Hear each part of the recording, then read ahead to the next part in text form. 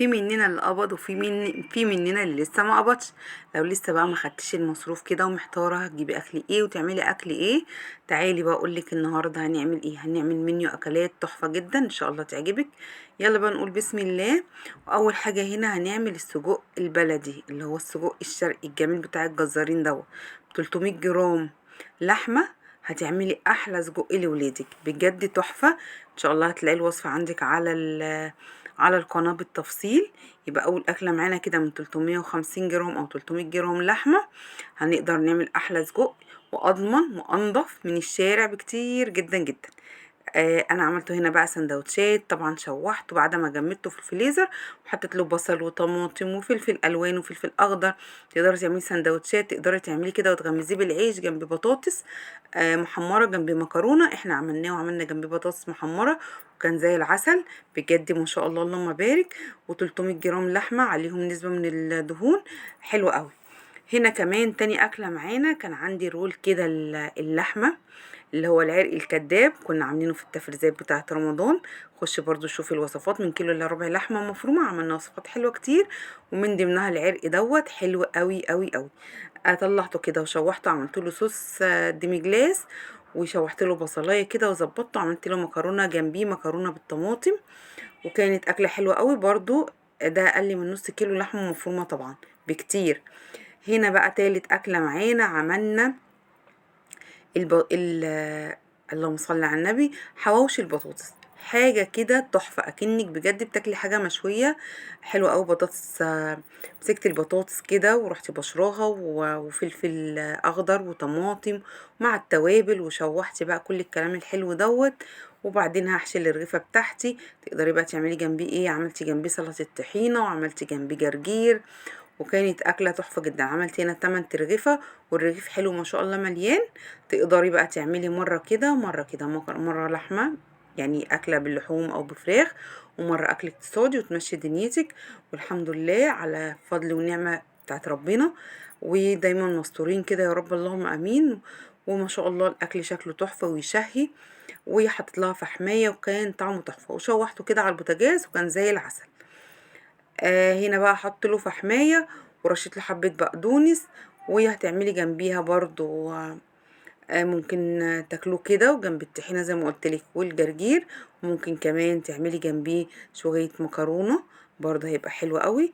وادي تالت اكله ومش هتحتاري خالص، وكلها لحد دلوقتي اكلات سهله وبسيطه ان شاء الله تعجبك. نيجي بقى الرابع اكله.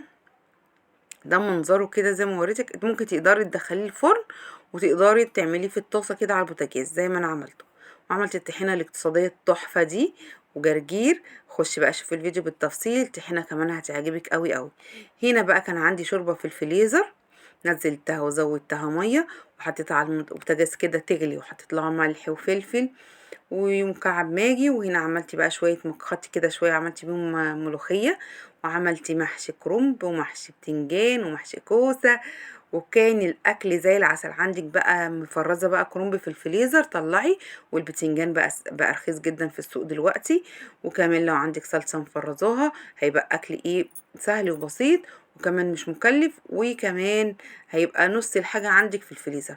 بجد التفريزات بتفرق جدا وبتنفع جدا قوي قوي في ما عندكيش بقى وقت تعملي اكل هتطلعي وتعملي شويه شوربه، ما عندكيش لحمه تعملي احلى اكل شايفين من شويه شوربه.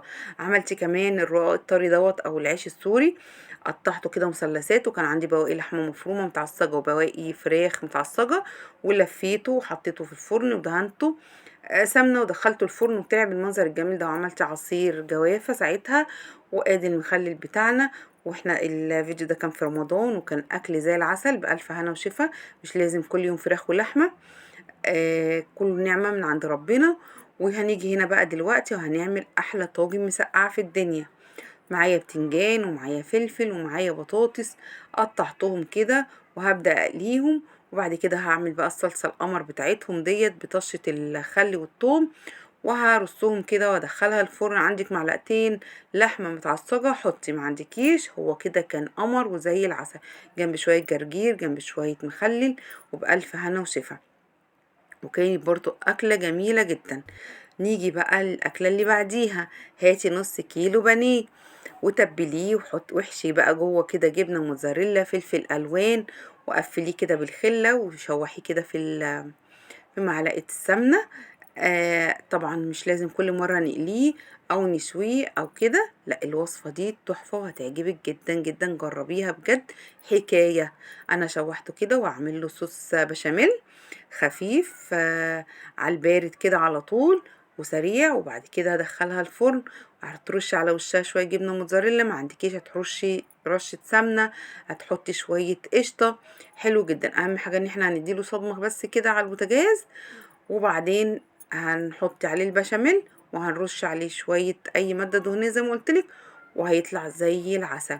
جنبيه شوية رز ابيض، شوية سلطة، وكانت اكلة تحفة. جربي بجد الوصفة دي هتعجبك جدا.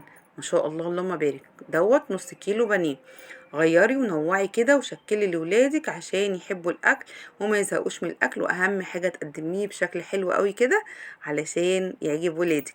تعالي بقى لاخر حاجه، احنا هنعمل حلو وحادق النهارده. بصي بقى دلعي ولادك وشهيصيهم، مش قادره اقولك.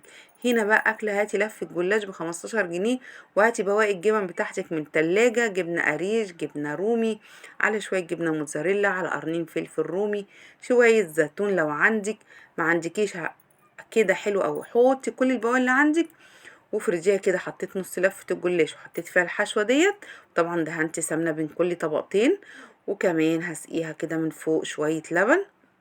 ما عندكيش بيض ما تحطيش، شويه شوربه براحتك خالص. وطلعت كده، بصوا المنظر تحفه، والصاج كبير. حمري جنبيه شويه بطاطس، اعملي جنبيه بطاطس بوريه، حلو قوي. هنا طبعا الجبنه ساحت لان انا كنت حاطه جبنه قريش، والجبنه القريش بتسيح زي الجبنه الموتزاريلا بالظبط، كنت حاطه معاها جبنه موتزاريلا، بس كان طعمه وريحته حلوه قوي. نخش بقى على الحلو. احنا كده خلصنا السبع اكلات بتاعتنا. اختاري واحتاري، اوعي تحتاري واختاري. اختاري كده وفكري ونفذي، وان شاء الله الوصفات هتعجبك.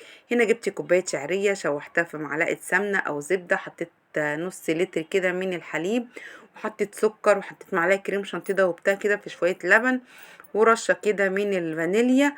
وبعدين هحطه في الطواجن، واحط عليه شويه كده من القشطه بتاعت اللبن على الوش. ما عندكيش ما تحطيش، عايزه تاكليها على كده تحفه وبتبقى حلوه قوي وغرقانه في اللبن. انا حبيت ادخلها الفرن وادلعها كده، وحط لها حبه فستق من الكداب دوت. مش عارفين هنفضل نكذب كده لحد امتى. وبألف هنا وشفا. حلوة جدا برضو الوصفة بتاعت الشعرية، وكلها من البيت. عندك شعرية وعندك لبن في البيت. بألف هنا وشفا. نيجي للوصفة اللي بعد كده. جبت بقى كوباية القمر دي من عندي، مستلزمات بتاع البلاستيكات اللي هي الأكياس والشنط والحاجات دي، وهعمل فيها احلى كبات كيك للولاد تحفه جدا. الوصفه دي كنت عاملاها في رمضان وفرحت بيها الولاد عندي في العماره بجد، وكنت انا مبسوطه وهم مبسوطين وفرحانين. بجد اللهم بارك. يعني من ابسط كده الوصفات. عملت كيكه، طبعا الكيكه بتاعتنا العاديه جدا بتاعت الفطار الحلوه السهله البسيطه دي، وعملت لها توبنج كده شوكولاته، لبن على نشا على كاكاو على دقيق على سكر. وقلبت كل الكلام ده على البارد وطلعته كده على البوتاجاز لحد ما تقل، وبقى صوص كده جميل معانا. تقدري تعملي بيه اي وصفة تعجبك. تعملي بيه كيكة، تحطيه على كيكة، تحطيه على كنافة، تحطيه في قلب جلاش، بجد يعني توبنج سهل جدا وبسيط.